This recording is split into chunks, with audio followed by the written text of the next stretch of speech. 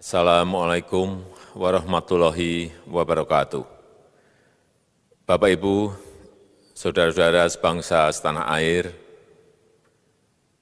pagi tadi saya telah memimpin rapat terbatas secara virtual tentang Undang-Undang Cipta Kerja bersama jajaran pemerintah dan para gubernur. Dalam undang-undang tersebut terdapat 11 klaster yang secara umum bertujuan untuk melakukan reformasi struktural dan mempercepat transformasi ekonomi.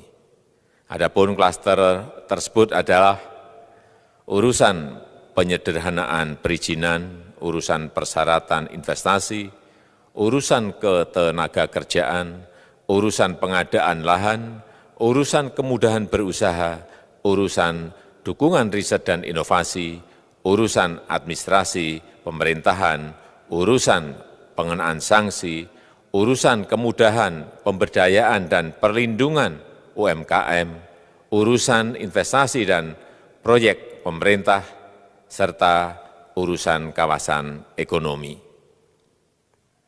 Dalam rapat terbatas tersebut, saya tegaskan mengapa kita membutuhkan Undang-Undang Cipta Kerja.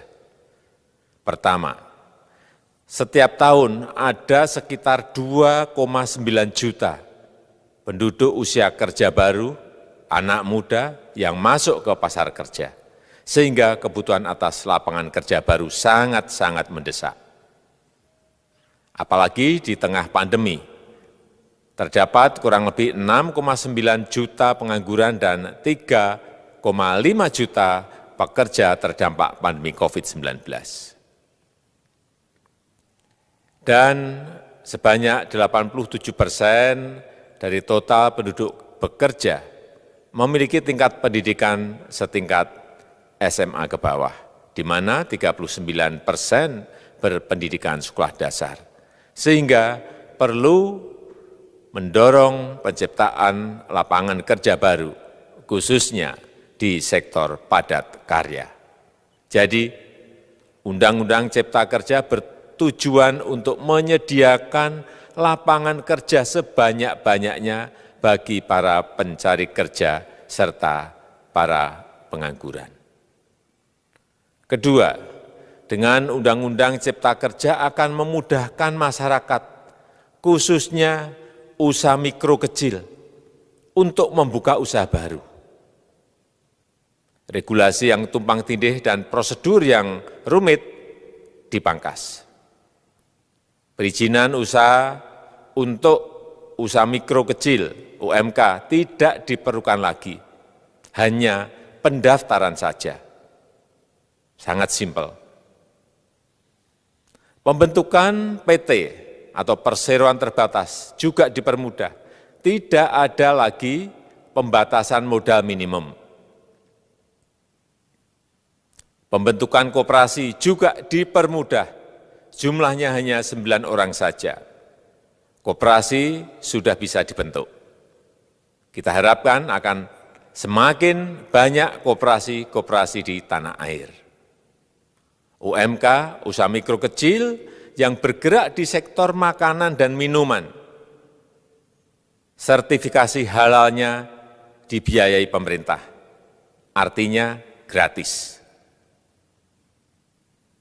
Izin kapal nelayan penangkap ikan misalnya, hanya ke unit kerja Kementerian KKP saja. Kalau sebelumnya harus mengajukan ke Kementerian KKP, Kementerian Perhubungan, dan instansi-instansi yang lain. Sekarang ini cukup dari unit di Kementerian KKP saja. Ketiga, Undang-Undang Cipta Kerja ini akan mendukung upaya pencegahan dan pemberantasan korupsi. Ini jelas karena dengan menyederhanakan, dengan memotong, dengan mengintegrasikan ke dalam sistem perizinan secara elektronik, maka pungutan liar, pungli dapat dihilangkan. Namun, saya melihat adanya unjuk rasa penolakan Undang-Undang Cipta Kerja yang pada dasarnya dilatar belakangi oleh disinformasi mengenai substansi dari undang-undang ini dan hoax di media sosial. Saya ambil contoh, ada informasi yang menyebut tentang penghapusan UMP, upah minimum provinsi, UMK, upah minimum kota kabupaten, UMSP, upah minimum sektoral provinsi. Hal ini tidak benar, karena faktanya upah minimum regional, UMR, tetap ada. Ada juga yang menyebutkan bahwa upah minimum dihitung per jam. Ini juga tidak benar. Tidak ada perubahan dengan sistem yang sekarang. Upah bisa dihitung berdasarkan waktu dan berdasarkan hasil. Kemudian adanya kabar yang menyebutkan bahwa semua cuti sakit, cuti kawinan, cuti khitanan, cuti baptis, cuti kematian, cuti melahirkan, dihapuskan. Dan tidak ada kompensasinya. Saya tegaskan juga ini tidak benar. Hak cuti tetap ada dan dijamin. Kemudian apakah perusahaan bisa mem-PHK kapanpun secara sepihak? Ini juga tidak benar.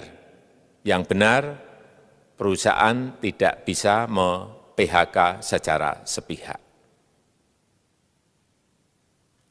Kemudian juga pertanyaan mengenai benarkah jaminan sosial dan kesejahteraan lainnya hilang. Yang benar, jaminan sosial tetap ada. Yang juga sering diberitakan tidak benar adalah mengenai dihapusnya AMDAL, analisis mengenai dampak lingkungan. Itu juga tidak benar. AMDAL tetap ada. Bagi industri besar harus studi AMDAL yang ketat. Tetapi bagi UMKM lebih ditekankan pada pendampingan dan pengawasan. Ada juga berita mengenai Undang-Undang Cipta Kerja ini mendorong komersialisasi pendidikan. Ini juga tidak benar.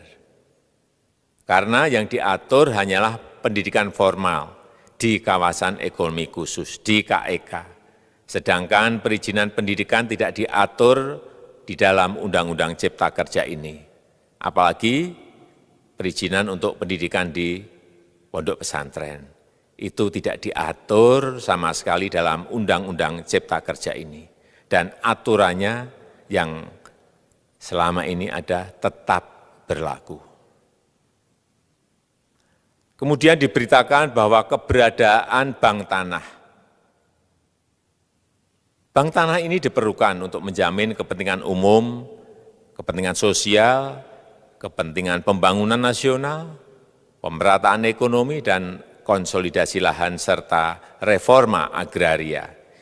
Ini sangat penting untuk menjamin akses masyarakat terhadap kepemilikan tanah, kepemilikan lahan. Dan kita selama ini tidak memiliki bank tanah. Saya tegaskan juga bahwa Undang-Undang Cipta Kerja ini tidak melakukan resentralisasi kewenangan dari pemerintah daerah ke pemerintah pusat. Tidak ada. Perizinan berusaha dan pengawasannya tetap dilakukan oleh pemerintah daerah sesuai dengan NSPK, norma, standar, prosedur, dan kriteria yang ditetapkan pemerintah pusat. Ini agar dapat tercipta standar pelayanan yang baik di seluruh daerah dan penetapan NSPK ini dapat nanti akan diatur di dalam PP atau peraturan pemerintah. Selain itu, kewenangan perizinan untuk non-perizinan berusaha tetap ada di Pemda, sehingga tidak ada perubahan. Bahkan kita melakukan penyederhanaan, melakukan standarisasi jenis dan prosedur berusaha di daerah. Dan perizinan berusaha di daerah diberikan batas waktu. Ini yang penting di sini. Jadi ada service level of agreement. Permohonan perizinan dianggap disetujui bila batas waktu telah terlewati. Saya perlu tegaskan pula bahwa Undang-Undang Cipta Kerja ini memerlukan banyak sekali peraturan pemerintah atau PP dan peraturan presiden atau Perpres. Jadi setelah ini akan muncul PP dan Perpres yang akan kita selesaikan paling lambat 3 bulan setelah diundangkan. Kita pemerintah membuka dan mengundang masukan-masukan dari masyarakat dan masih terbuka usulan-usulan dan masukan dari daerah-daerah. Pemerintah berkeyakinan melalui Undang-Undang Cipta Kerja ini jutaan pekerja dapat memperbaiki kehidupannya dan juga penghidupan bagi keluarga mereka. Dan kalau masih ada, jika masih ada ketidakpuasan terhadap Undang-Undang Cipta Kerja ini, silahkan mengajukan uji materi atau judicial review melalui MK, Mahkamah Konstitusi. Sistem ketatanegaraan kita memang mengatakan seperti itu. Jadi, kalau masih ada yang tidak puas dan menolak, silahkan diajukan uji materi ke MK.